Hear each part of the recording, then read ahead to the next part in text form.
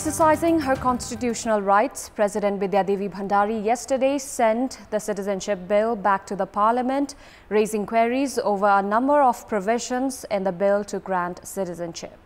The bill was earlier passed by both the houses and was waiting for authentication from the president to become a law.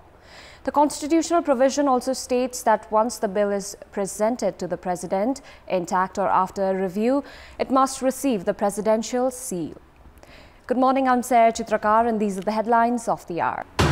President Vidya Devi Bhandari sends the amended citizenship bill back to the House of Representatives, calling for a review. The ruling alliance objects to the move while the main opposition welcomes it. Tatopani and Raswagadi transit halted one-sidedly against the norms of world trade laws. Imports hampered ahead of festivities. Nepali side says no official information from China.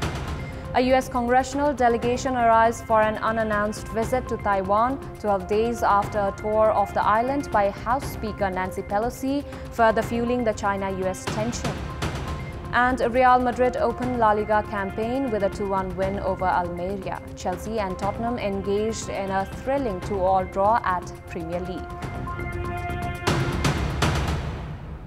President Vidya Devi Bhandari has sent the amended citizenship bill back to the House of Representatives for reconsideration.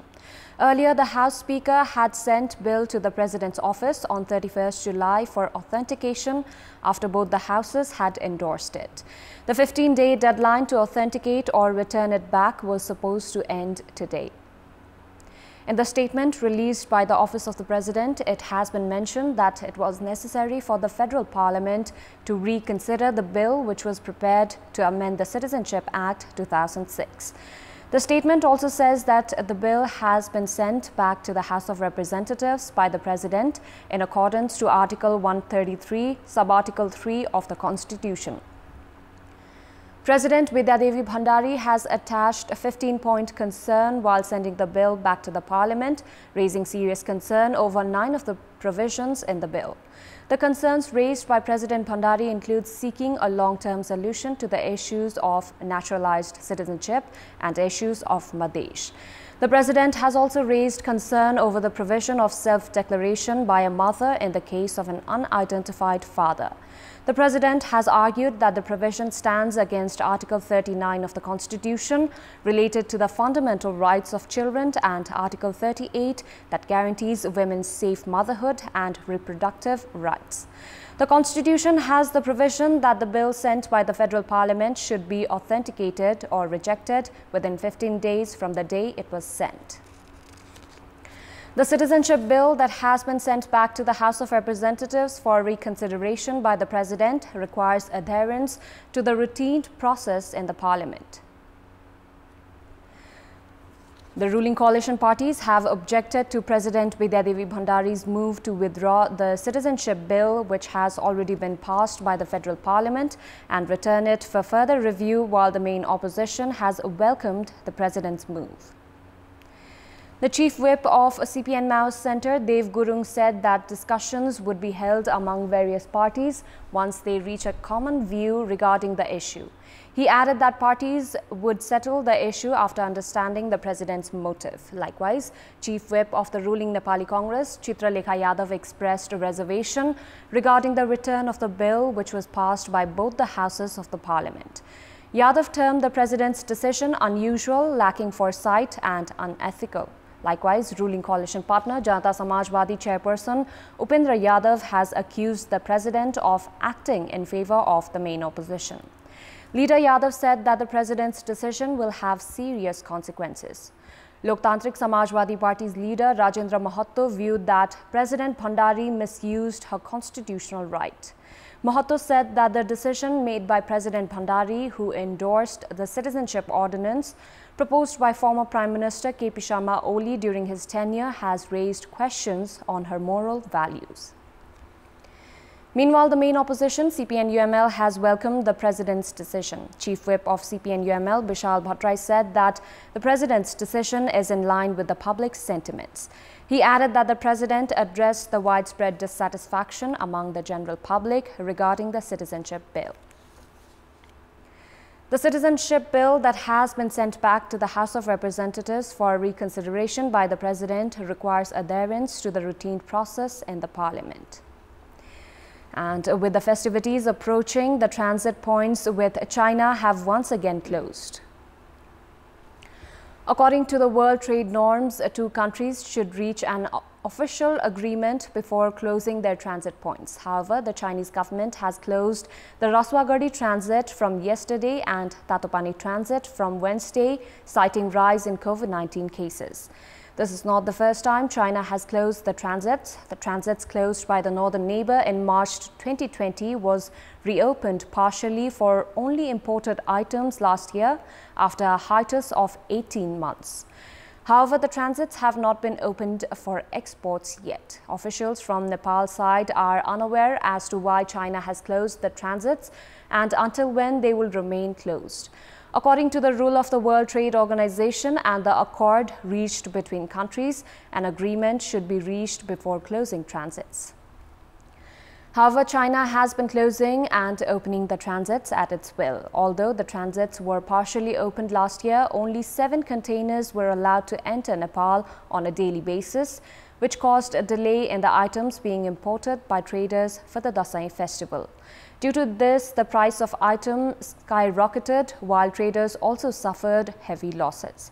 The traders are worried this year as well, as China has closed the transits again at a time when goods are being imported for the Dasai festival. According to the Department of Customs, goods worth 250 billion rupees were imported from China in the last fiscal year, while only 800 million rupees worth of goods were exported. Although high-level official meetings, including foreign minister level, have been held between the two countries, the transits have not been operating smoothly. Some 179 lawmakers were officially present at the meeting of the House of Representatives yesterday, as these lawmakers had put their signatures in the attendance record. However, when the time came to forward the bills, almost 100 lawmakers were missing at the required 1/3 number could not be reached to move ahead with the bills. This finally resulted in the adjournment of the House session. In the face of the fast approaching provincial and general election, it was demanded of the lawmakers to furnish the remaining works of the Parliament at the earliest. However, at the meeting of the House of Representatives yesterday, over 100 lawmakers absconded after putting on their signatures. Out of a total of 275 lawmakers, the attendance record showed 179 present. However, when the time came to move the bills forward, there were hardly 79 lawmakers present, which was less than 1/3 requirement for the parliamentary procedures. This not only stalled the process of endorsing the bills, the House was also adjourned till Tuesday. The issue of lack of attendance of the lawmakers has been raised at least 16 times in the ongoing House session. That speaks volume about the pathetic approach of our country's parliamentarians.